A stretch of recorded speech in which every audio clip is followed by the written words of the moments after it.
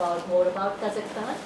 So there's no better person to give you an introduction to some of these broad themes about identity and culture and the history, archaeology of knowledge construction as Laura's lecture goes.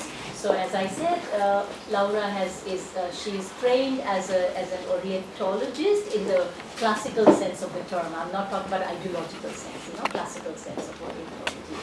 That's her training. English, you talk to her in English. Russian, Kazakh, Turkish, French also. A little bit. And Hindi, sorry, and Hindi. Okay, upper. And Hindi, अच्छी Hindi.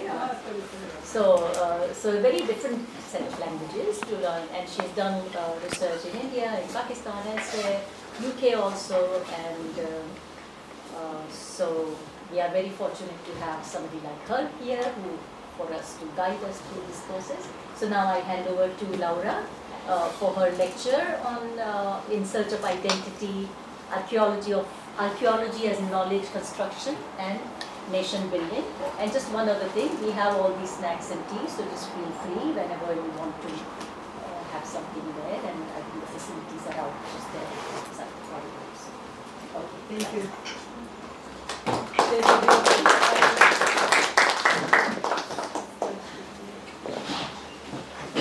I'm not sure whether the quality of the presentation, in terms of light, is good or not.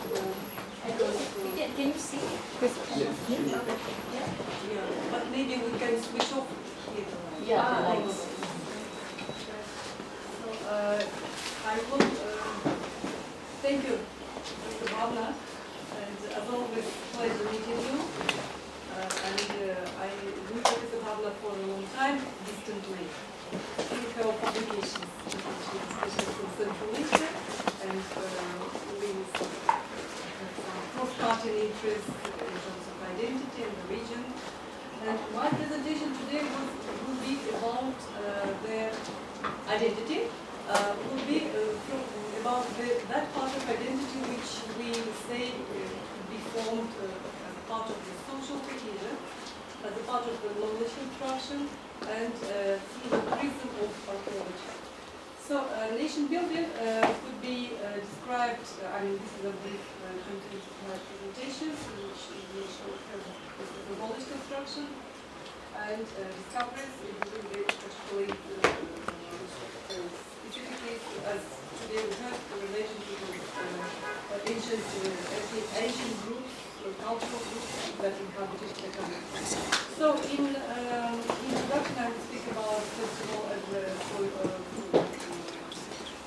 about nation building, which will be defined as a process of constructing national identity through the social integration and cultural cohesion. Of course, it requires special significance during the period of transformation, which was the case in the Soviet Union in general, but in Kazakhstan in the since 1991 period. So there are various approaches of scholarship that suggest how nation building could be viewed as cultural integration via the common heritage and memories. We see from the response of Ernest now. Actually, he was a French scholar working in the 19th century, but his work was republished certainly in the 90s when the issue of identity, in particular of ethnic identity, including religious one, and Smith. So we may find that nation building could be viewed as via the prism of nationalism, as Ernest Gellner suggests, modernization, also the work of Gellner and Rothschild, or from the points of view, or from the lenses of mythologization and primordial populations, which have been given as the given fact of the nation. But these approaches to link knowledge and power within, I guess, this approach of the, today we also heard about this, a little bit about this or the colonial approaches theories, starting from Said, and I didn't mention all of them, but just for brief reference, Komikharka, Walter Mignola, and Walsh in the second decade of the 21st century, which spoke about about the need to link the so-called Orientalism and coloniality with modernity, and also they highlighted the high role of the knowledge and power.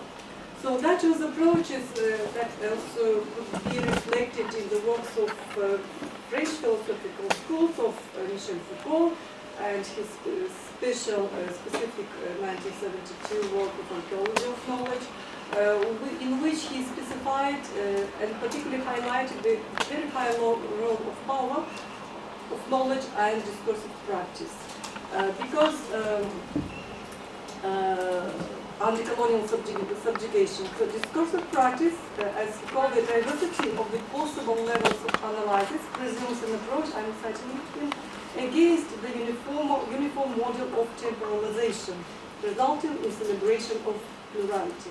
So that is idea in 1972 looks very much philosophical, general. However, throughout in 2 decades, in the 90s, it became practical reality when the Soviet Union collapsed, and the new identities had been born, or resurfaced, or reformed, or reimagined again. So again, this background, the normative construction acquires importance and significance in nation-building process. Because for social cohesion and solidarity, one should look at numerous dimensions of this knowledge construction throughout in the context which could be broadly defined as intellectual history. So the intellectual history as a discipline became more or less organized also relatively recently, since 1960, and thanks to the British scholars who linked the colonial, intellectual history with this political history and political processes as well. However, when we speak about the intellectual history, we could speak about, of course, a series of history of human experience and human reflections on this experience. From this perspective, any parts of intellectual history, whether it relates to the ideas of ideologies or literary studies, cultural environment, and individual and institutional agencies, and science as well, scientific discoveries, all these constitute a field of intellectual history.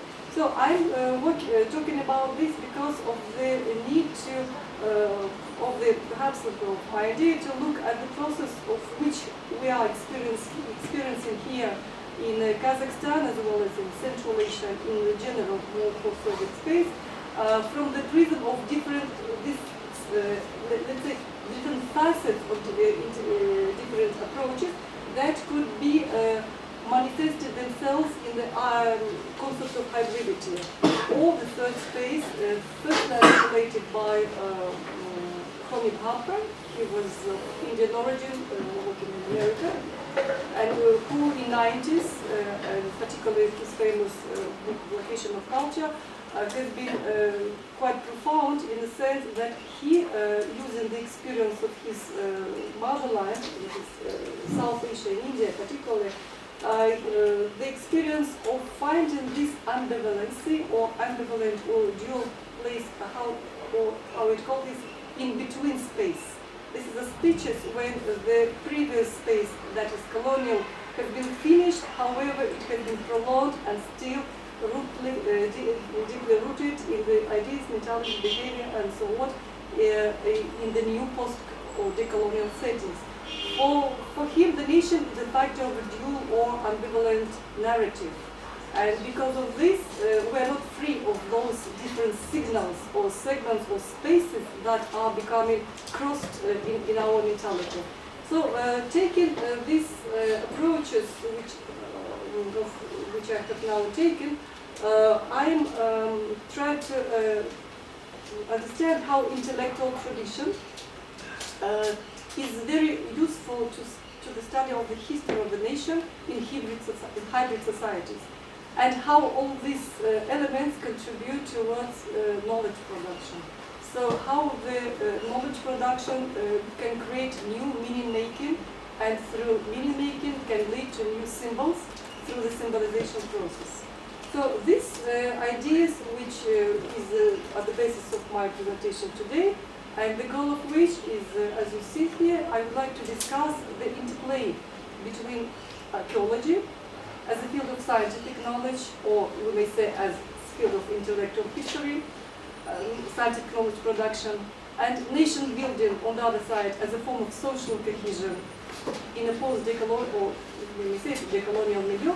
How to discuss this interplay within the frame of the concept of hybridity and knowledge construction.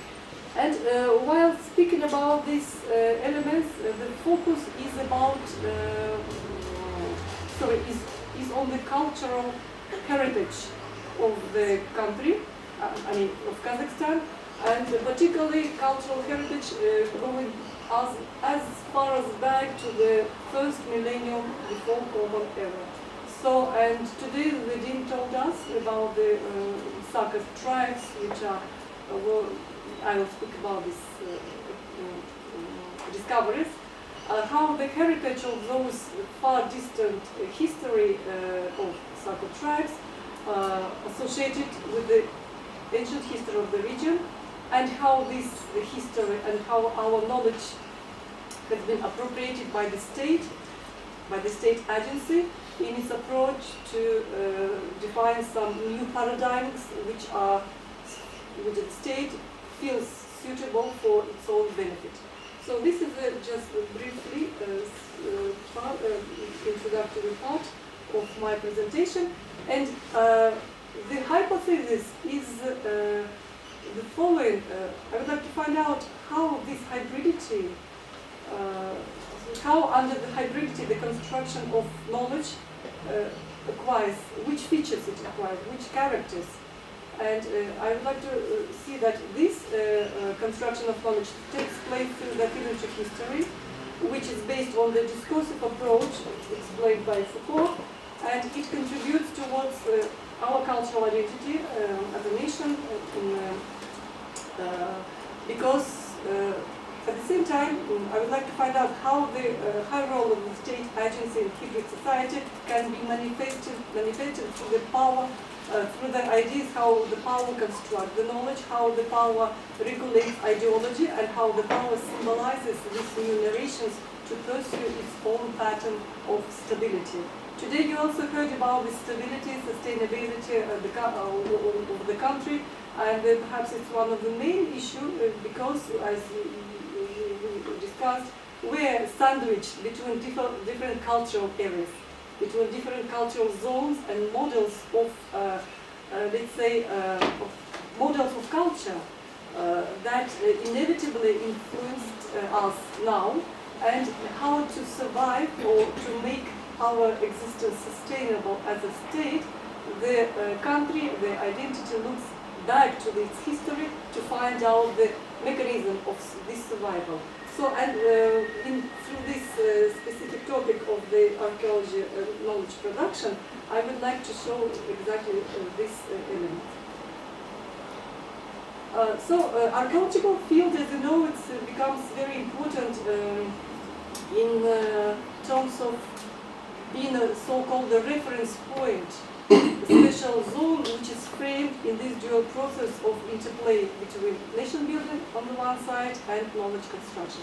So, from this perspective, I would like to speak today about this knowledge construction of archaeological knowledge production. So, first of all, today Pano told us about this Orientalist frame, and there were questions about why we are Oriental faculty.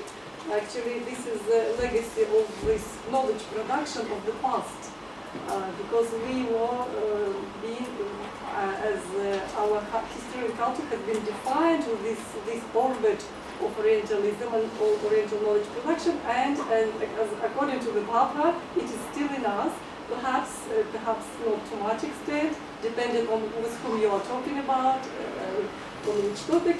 But this knowledge construction within the Orientalist frame should be also discussed here, because it is very big, say, like for about 200 centuries, for 2 centuries, the knowledge has been constructed step by step through different individuals, actors, and institutions. As far as our region is concerned, Central Asia and Kazakhstan, The first so-called, I'm putting this in brackets, so-called scientific exploration, perhaps the discoveries of the other have been initiated at the beginning of the 18th century by Peter the Great, that he was a Russian Tsar, or later became emperor. He proclaimed himself in 1721. So he found it should be interested, because he was very modernized from at his time. He was studied in Poland, in the seaports, and he was keen to how to introduce the modern technology to the Russia, and being fascinated by the modernization, modernity of that time, he was also keen to search for different historical past legacy of the country, which the Russian Empire has been colonized by that time. So, and by that time, when I mentioned when he was called emperor himself, 1721, that was because the Russia declared himself as an empire. In the research of the southern Siberia and the adjacent territories of what is nowadays Kazakhstan, he sent so-called, we should say, study group by the merchant Semyon Remezov, and who wrote the first drawings of the Siberia, Book of Siberia, in which we may find the information about the Kazakhstan and archaeological remnants of that period. So there were several first and second academic expeditions which explored history, geography, ethnography of the people throughout the Russia, because this new territory became part of the empire, and the state agency wanted to know who are these people with whom we deal to work. This very much resembles the way how the British Empire stepped their footprint on the Indian subcontinent, and it started with the exploration in academic field, in geography and in topography, to make cartography or mapping of the region, of the people who live there.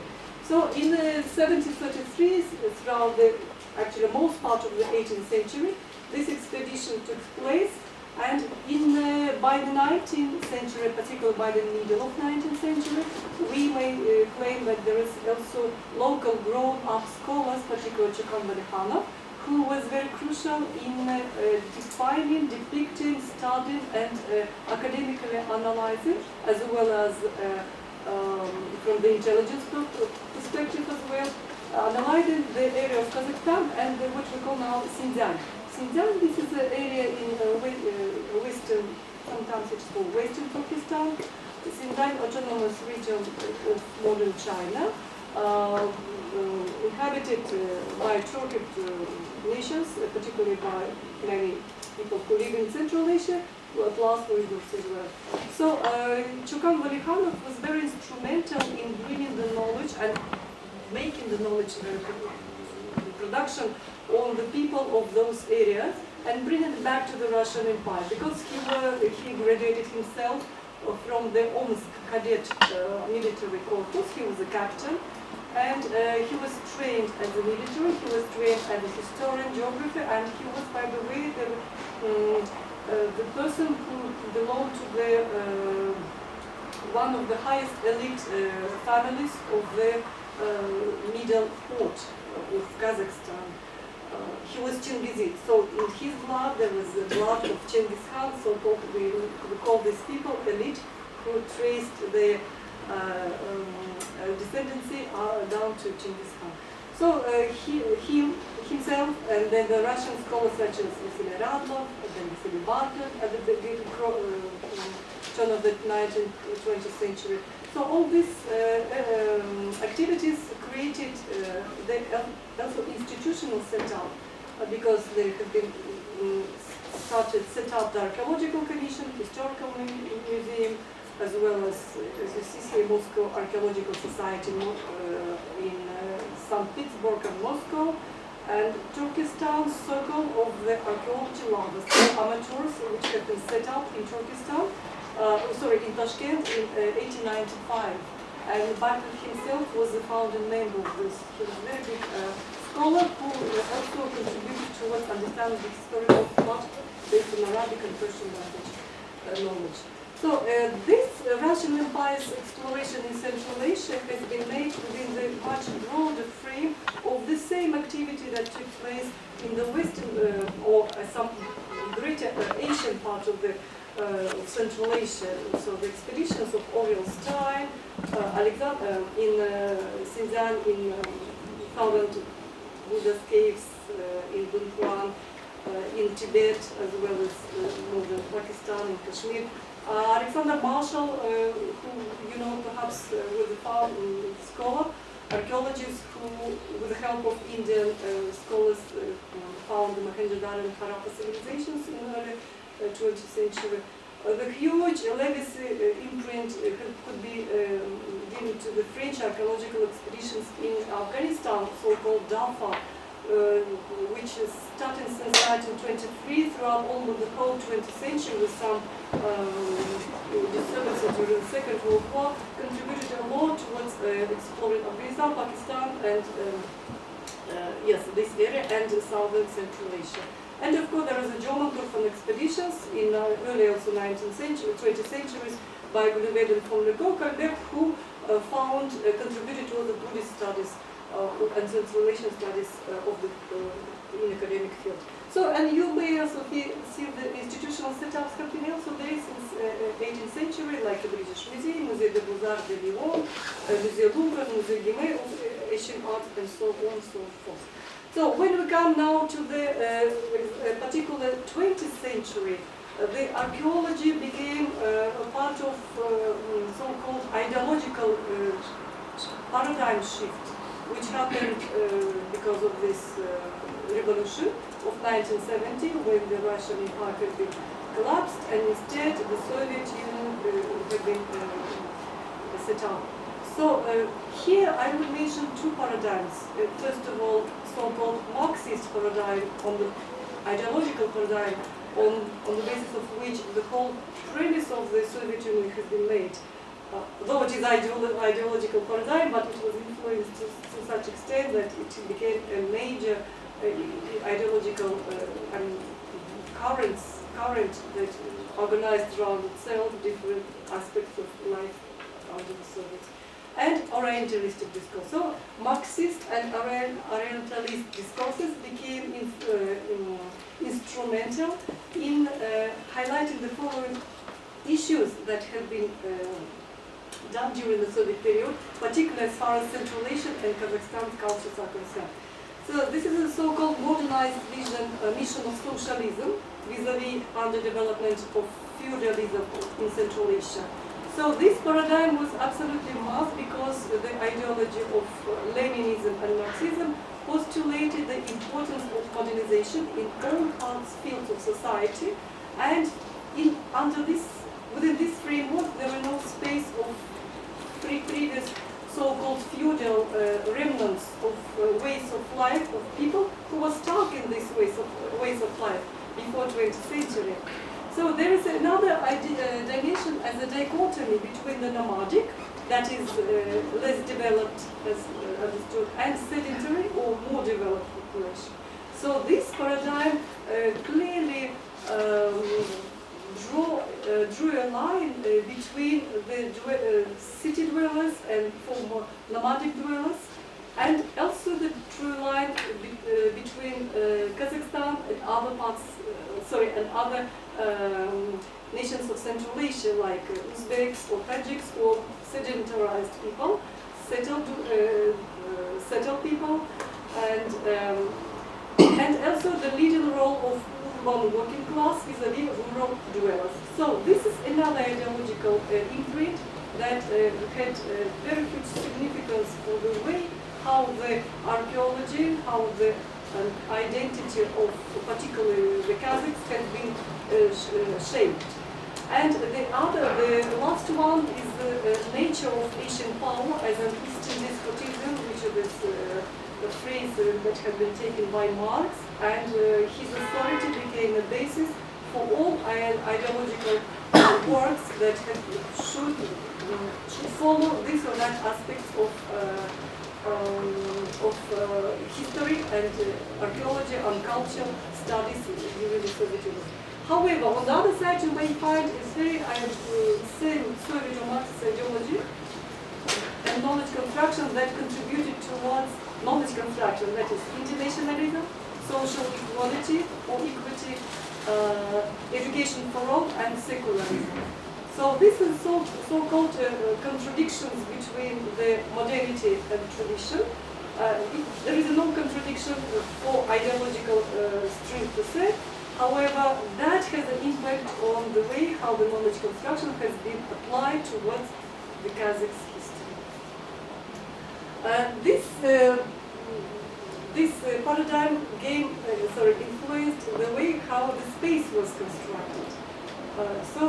Even in mapping, cartography, and geographic terminology, you may find the shift because this ideology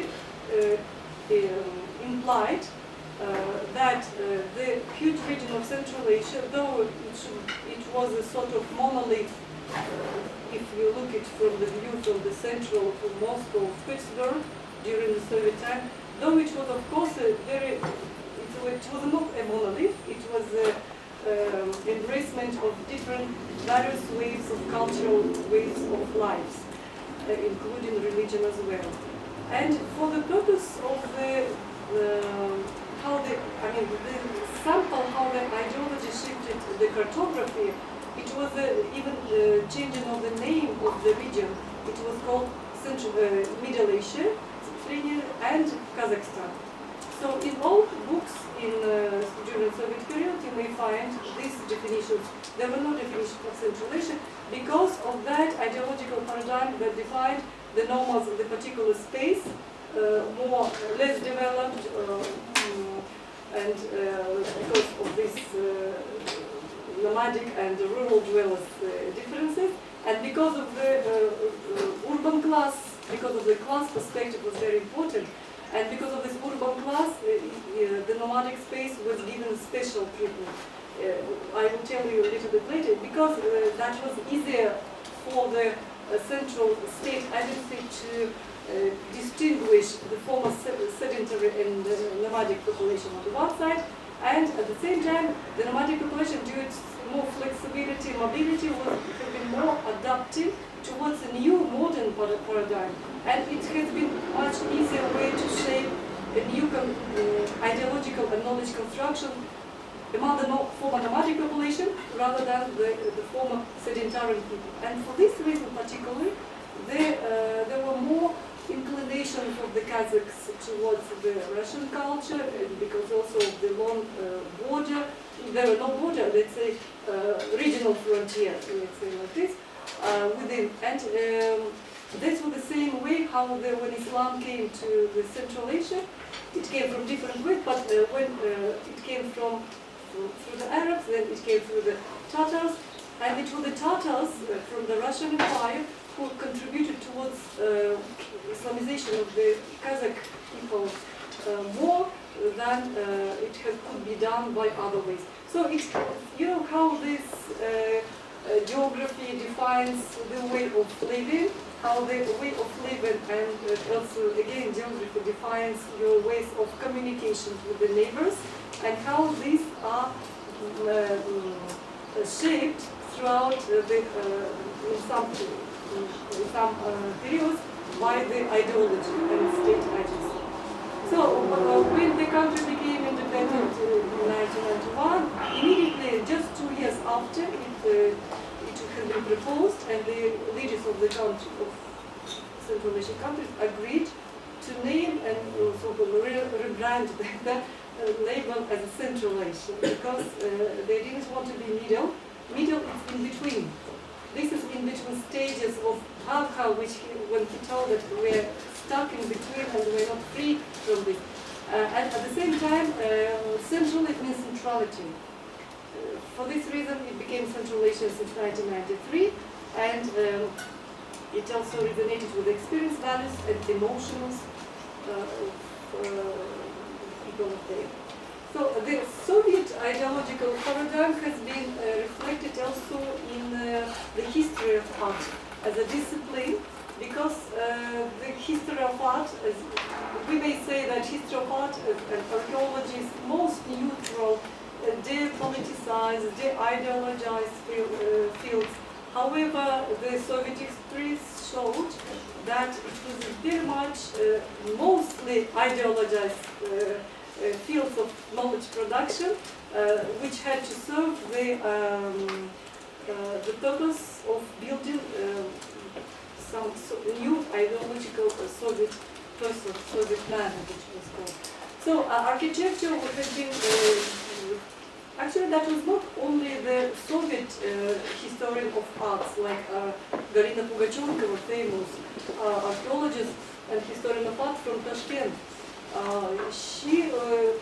It was just general, perhaps it was more about orientalistic paradigm, when in other parts of the world the culture of the other Asian countries had been viewed from the perspective of the up and down, and as architecture was within this paradigm had been viewed as a high art. So if you have architecture, your culture is more developed, you have to say something to the world, for that you need to be treated accordingly. And as for nomadic space, there was not so much defined architecture in the traditional sense, so-called normative, in the brackets, of course, normative sense. But there was another type of architecture. Today, by the way, spoke about the sacred places, or mazare. Mazare, this is a places when the people come to some place, natural place, or place associated with some healer, or some leader, or some scholar, or religious person, who is perceived to have some huge energy and power, and by washing their face, or drinking the water from the well, or just sleeping overnight, or making the circumvention.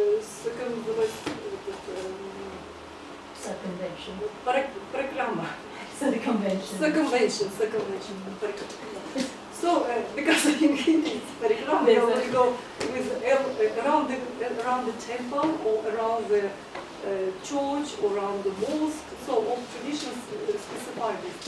So it means even if you sleep at this place, and these places are usually made of some, just not big architecture, some small, like a form of mosque, or some other architectural built premises, let's say. So this part of architecture is not very exclusive in terms of defined every element, but it conveys the same meaning. And in the nomadic space, it was very much popular. And also depending on which part of Kazakhstan. In southern Kazakhstan, you may find a huge monuments of architectural places relating to the Islam. Like in Turkestan, we have Hoja Ahmed Yasavi, this special place, and also. So, from Soviet ideological paradigm and history of art perspective, architecture was a high art, and for this reason, Kazakhstan was excluded from all books, even the textbooks on the monuments and architecture. The monuments of the Soviet Union, there is one book, and in 70s, in 80s, they just pop up.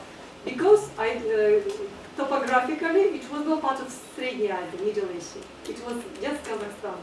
And from an ideological perspective, it was a part of nomadic, and it was not high, so it didn't deserve. So these are all elements which just like precursors, which contributed to what we somehow experience nowadays in.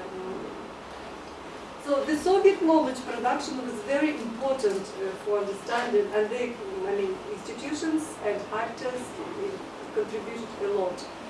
They started archaeological explorations since 1940s. Though some archaeological excavations took place also in 1920s, just after the revolution, but they were not consistent. Consistency became since 1940s, when you see here, the archaeological expeditions took place in different parts of Kazakhstan, because Kazakhstan is a very big country, and we divide it like geographically north, east, south, and west. For this reason, expeditions also there is this specific Central Kazakhstan archaeological expedition, which is from the Paleolithic. It was very important place of metallurgy. Many thousands years ago. I don't particularly have now the particular data. For South Kazakhstan, it was academic Berishtan who also explored the Kyrgyzstan. Almaty is on the southeastern part of Kazakhstan, on the border with Kyrgyzstan, and you go to Bishkek and we have a lot of, commonality with the Issyk-Kul culture and Bishkek cultural zone from archaeological perspective. East Kazakhstan, it Altai Mountains, which we have Altai Mountains divided between Kazakhstan, Mongolia and Russia. So sometimes we call it Kazakhstan Altai, Mongolian Altai or Russian Altai. But geography is the same and the cultural zone became also almost the same. And the Western Kazakhstan expedition, which is bordering Caspian Sea and the steppes, this is a very harsh zone and with Turkmenistan and again with Russia and with nowadays Azerbaijan by the Caspian Sea. So we have these different types of climate and different types of archaeological expedition. And I would like to point your attention to the 1954 expedition by L.Yerekesheva, L.Y. expedition for southeastern Kazakhstan, which I will go a little bit. On the right, they see also institutional setup. This is the Academy of Science of Kazakhstan. Perhaps it is actually not far from the Hotel of Kazakhstan. It's a big, huge yellow buildings. It was established in 1946, and by the way, it was built by the Japanese war prisoners. Some part of this, because of this, during Second World War, some prisoners were there, and they have been used as a working force, including this Academy of Science. And we have, before Academy of we have Institute of History, Archaeology, and Ethnography, major institution which is dealing with our history since 1945, but before that there is an institution called Kazakh Scientific Research Institute of National Culture in 1933. This is the first time when the word national has been used, because ideologically the nationalism has been banned in the Soviet Union. So after 1933, throughout the 40s, it has rechanged its name. When this archaeologist Kim L.Yerekeshev since '54 started exploring the southeastern parts of Kazakhstan, where Almaty is now here, he found a very huge discovery of the so-called golden warrior of the Saka Kurgans. Saka Kurgans, this is the burial mounds where the Saka tribes has been buried with all the equipments, horses, with the jewelry and whatever, accompanying artifacts, and that is relates to the Sithen, as they know in Greek sources, or Saka, as they know in Eastern sources, particularly in Chinese, and they came down to South Asia. How they have been known. So the significance of these findings was that it showed that quite rich, not quite, it's very rich, like Oxus treasure found by Dalton in 1904 by British archaeologists and art historians, and became. So the area of between Amudarya and Sirdarya, or Oxus River, how it had been known by Greek, had been given by Alexander the Great. The area of the southern Central Asia, northern Afghanistan, had been very rich in discoveries. So the Saka burial tribal showed that the richness could be gone even northern to the Bactria, so-called Margiana and Bactria places, cultural zones, northern toward the what we have now Tian Shan area, and then even northern toward the steppe zone. For this, these findings show developed culture with Saka tribes that could also contribute to not only to the region, perhaps to the global history, and also because the Sakas had their own scripture, and which had been deciphered to a certain extent, and that there were even equally powerful, like the sea fence that has been, spread all over the Eurasia, and confederation of different tribes organized under the same cults, religions, and the same equipment and the ways of life. They were nomads who came up to Central Europe. They came to the Black Sea. That's why Greeks started new there, and they came also to Persia, what is now Iran, and that's how the Darius the Great employed them as the warriors during the wars against Sparta. So this is the southern eastern part, which of this Saka Kurgan mountains had been found in Russia, in eastern Russia, like in Tuva, northern Mongolia, in eastern Kazakhstan, and southeastern. So this is just to give you a glimpse of what the artifacts of this so-called silver cup with these inscriptions, which have been translated by the scholars as you should put wine and oil in some. This is like a recipe preparation for some rituals, because those sakas have been known as sakas halmavarga, that is those who prepare hauma or soma, the ancient drink of perhaps hallucinic origin, which the sakas used as drinking during their rituals. And not only sakas and Indo-Iranian, because the sakas were Indo-Iranian speaking tribes. So we may find, so that is the details. This is also how the golden buckles have been found in Sikh mounds. So all these elements made of pure gold with different clothing, with different elements. Oops. Yeah, like these incense burners. This is where sacrificial rituals took place. They put fire. So there is a soul cult. They were worshippers of the forces of the nature, most of whom the sun. So they are worshippers. This is also the artifacts of L.Yerekesheva. It is in eastern Kazakhstan. Just to make it. So I'm coming now to the idea of the knowledge construction and identity in contemporary Kazakhstan. So you got an impression of who the Saka was and how the archaeological excavations took place and found these elements of the treasure. So around since 1991, but mostly in 21st century, the state agency started implementing different programs, like you see here, cultural heritage, people in the stream of history, Mangabekye, that is means eternal nation, Ruhanizm Guru, that it means spiritual modernization, sacred Kazakhstan, which have been culminated in the creation of special institutions, such institutions for the study of Ulus of Zhushi.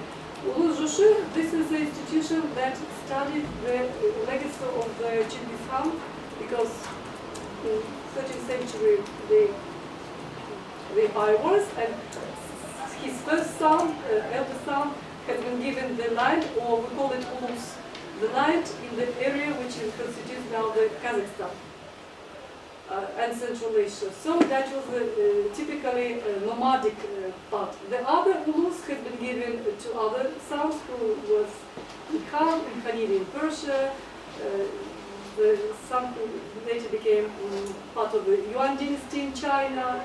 So they became more acculturated towards existing cultures, or whether Iranian, or Persian, or Russian, like Vatican, or Chinese. However, as for Central Asia was concerned, this Ulus Zhushi was basically, he didn't experience any changes. Because the Mongols were nomads, the existing tribes were nomads, they just acculturated and became even restored and reinforced their nomadic presence. That's therefore in what we now have as a part of territory of Kazakhstan, we have so-called descendants of those, as in a certain way, descendants of those reason to study this part of the history that had been neglected during Soviet time. The state initiated this institution, set out the programs, and it became possible actually recently since 2021. And one of the elements of the Saka burials was this golden man. Today there is photo of the person, but people, scholars, debate whether there was a girl or a boy. However, because in Saka tribes, girls equally was fighters and equally wearing the same teenagers, but it has given the sculpture the Golden Warrior, and it became part of the Monument of Independence in Almaty in 1995. And I guess tomorrow you will go to the square and you will see this element of its this sculptural element that became part of this public landscape, and mostly became part of the ideological certain objects. The same Golden Warrior with these bars, flying bars, have been printed out as a Jubilee medal of 9 years, 10 years of independence. This is silver. So it became printed in the banknote series, most recent of which in 2023. We have also 2025 last year, 10,000. So where you may find different elements of those zoomorphic, so-called zoomorphic animal art, by which Scythians and Sakas have been famous. So the idea was that the state planned to incorporate those elements of the far distant history and past towards the current narrative, towards the public spaces, towards the knowledge production, towards the ideological construction. And also we have ideas, because particularly throughout Almaty, that was the zone which has been considered as a sacred zone by the Sakas, because the archaeologists found more than 40 Saka burial mounds, kurgans. Some of them could be visible, most of them ruined, some of them had been, deleted, let's say so, by this new building construction. But in the Boraldai area, in the northern part of Almaty, there is some zone where these Saka kurgans has been still there.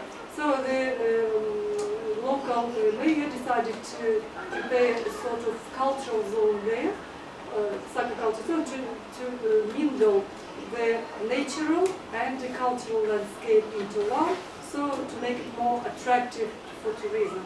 However, 50 kilometers from Almaty,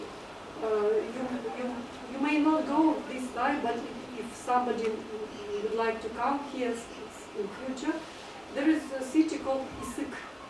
And it is in that Issyk city we have a museum of where this golden man has been found, and all this. The artifacts now in the National Museum in Astana. However, there are some artifacts left there, and there are some excavations.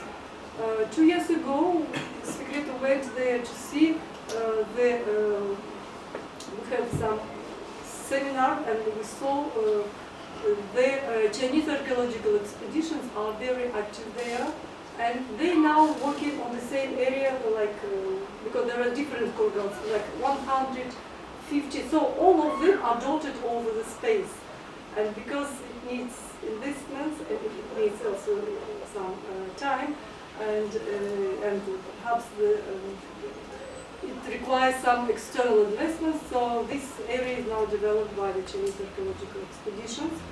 We spoke with the leader of the expeditions, and they're very fun, very interested towards not finding another golden man, but perhaps to try to reveal what, because they have these possibilities. So what are the main conclusions and takeaways from this? I just briefly wrote. So after this post-1991, the policy of the state towards heritage changed, of course. It was the refuge from the old paradigm pattern of this nomadic sedentary division. and towards more considering of the input of the steppe people and the culture to the world heritage. The state agency has used, of course, the shift to harness this process of knowledge production as a way for reconstructing new identity, statehood, nationhood, but on its own terms. So it became sort of politicized. This is how the ecology became part of politics, part of ideology, but on the terms which, contrary to the Soviet period, started defining highlighting the input of nomadic peoples.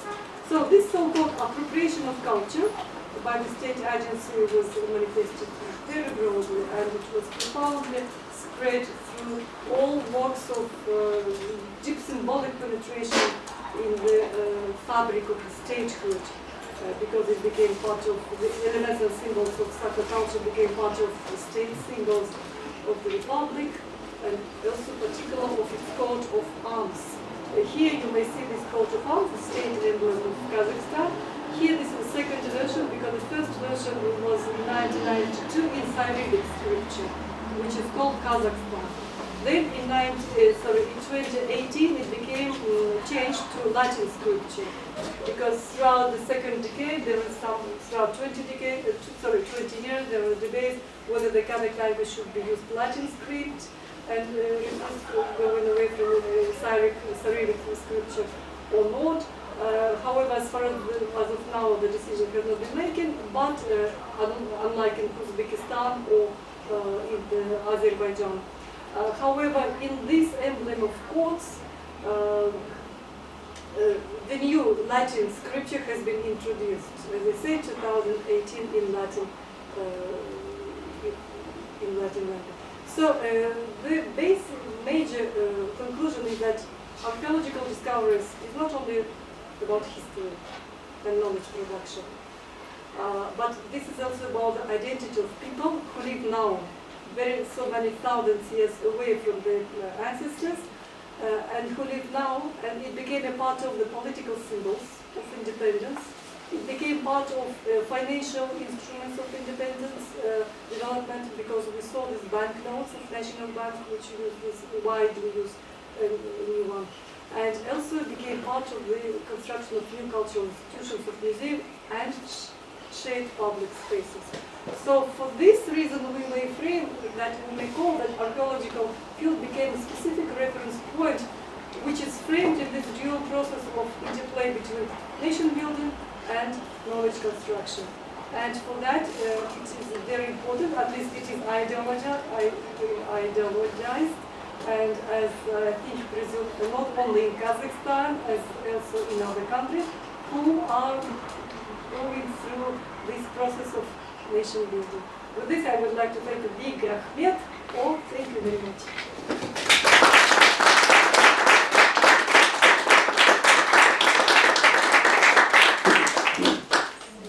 That was fascinating, Laura.